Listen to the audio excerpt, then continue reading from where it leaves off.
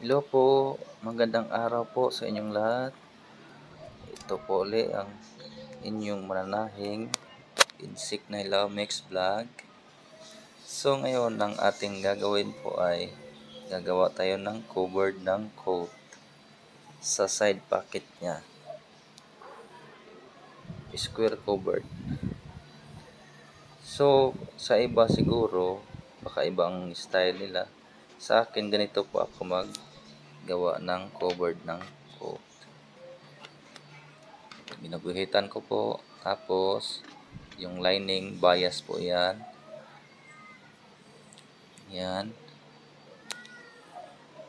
para tsansado nyo po yung paglagay ng fusing.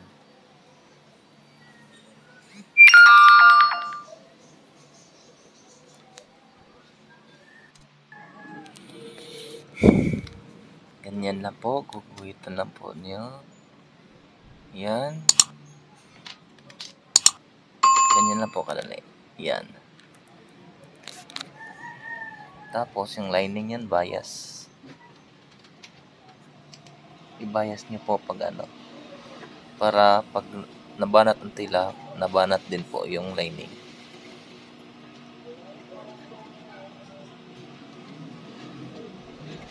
Para maganda yung pagkakuha ng pointed ng dulo, lagyan na lang po ng sinulid. Para pag binaliktad nyo, hahatakin nyo na lang.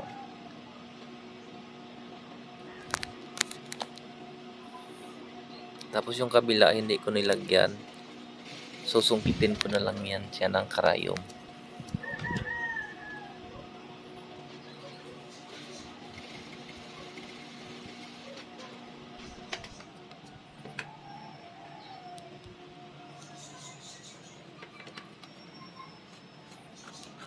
Ayan. Yung allowance ko dyan, malaking konti sa 1/8.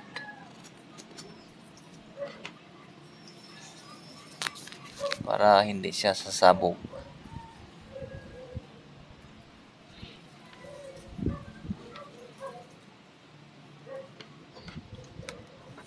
Sa iba po kasi iba ang style. Dinidikitan muna nila ng fusing bago siya ipasada sa lining. Pero ang result naman nun, makapal ang gilid. Kasi pag binaliktad mo, tutupi na din po yung fusing niya, yung dumikit, din na rin po yung matanggal. Kaya ganyan lang paggawa ko. Tinikit ko sa plancha. Wala po yung sobra. Talagang pasok po yan sa pasada. Pag baliktad nyo po, yan.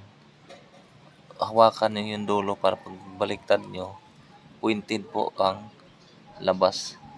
Kung hindi man ma-pointed, yan. Sungkitin nyo lang po karayom.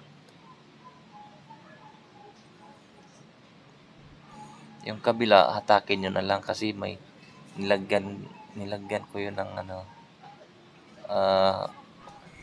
sinulid.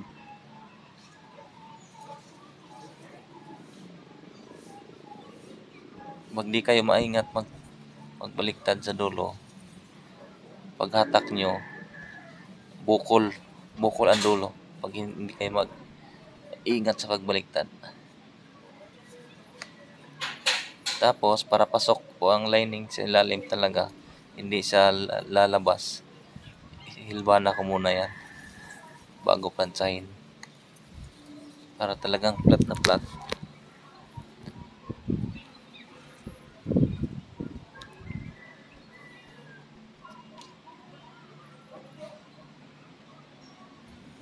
Yan.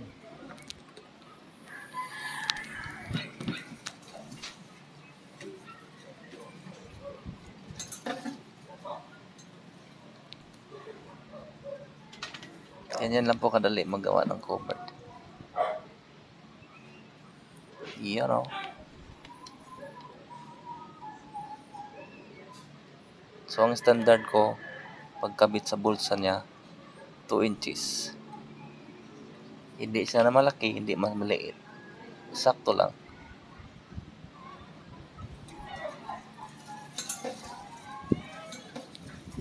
O, di ba? Ganyan lang po kadali magawa ng cupboard. Yan na po. Yan ang result. Okay. Nakabit na po natin yan. So, hanggang dito na lang po tayo.